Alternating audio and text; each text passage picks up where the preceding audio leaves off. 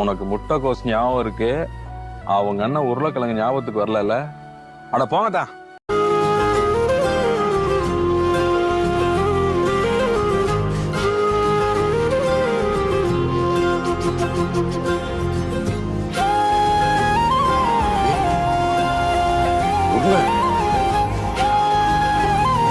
உருளைக்கிழங்கு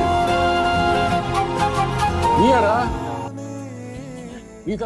சீண்டி என்னை தீண்டி தீண்டி பூக்கும் மாயவாதி யாரடா நீ?